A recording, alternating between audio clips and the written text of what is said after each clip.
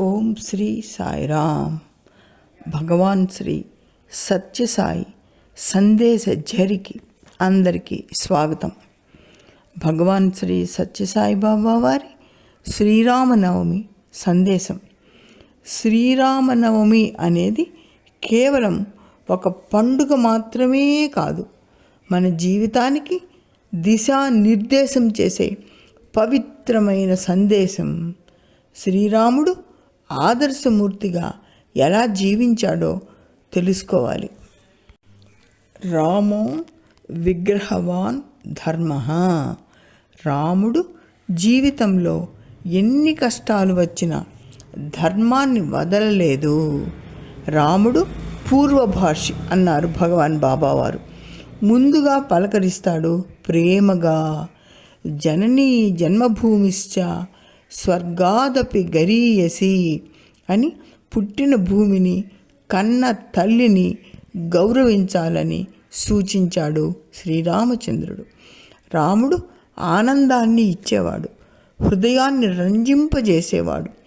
రామనామం ఎంతో పవిత్రమైనది, పాపాలను తొలగించి మోక్షాన్ని ప్రసాదించేసే.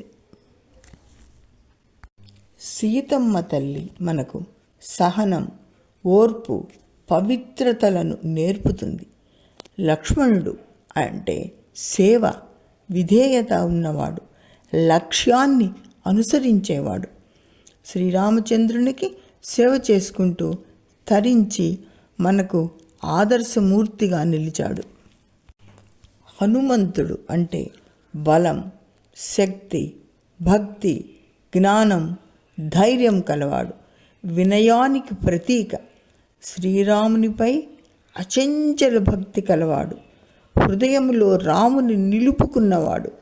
నీవెవరు అని అడిగిన రావణునితో రామబంటును అని చెప్పాడు. అది వినయం. రావణుడు ఒక రాక్షసుడు కాదు.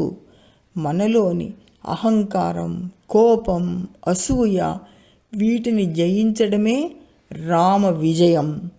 రావణుడు పండితుడు, వేదాలు శాస్త్రాలు తెలిసినవాడు, గొప్ప జ్ఞాని. అయినా అతని అహంకారం కారణంగా పతనమయ్యాడు. రావణుడికి ఉన్న 10 తలలు మనం 6 శాస్త్రాలు 4 వేదాలు అంటాం. అయితే ఆ 10 తలలు మనిషిలోని 10 దుర్గుణాలకు సంకేతం. కామం, అతిగా కోరికలు, క్రోధం, కోపం, లోభం, మోహం అంటే మాయలో పడడం, మదం అంటే అహంకారం, మాత్సర్యం అంటే అసూయ, స్వార్థం, అన్యాయం, అసత్యం, అధర్మం. రావణులోని చెడు గుణాలు ఈ 10. మనస్సులోని దుర్గుణాలే రావణుడు, మనస్సులోని సద్గుణాలే శ్రీరామచంద్రుడు. శ్రీరామనవమి సందర్భంగా మనం శ్రీరాముడి సద్గుణాలను జీవితంలో ఆచరిస్తూ సత్య ధర్మ మార్గాలలో నడవాలని సంకల్పిద్దాం. జై సాయిరామ్.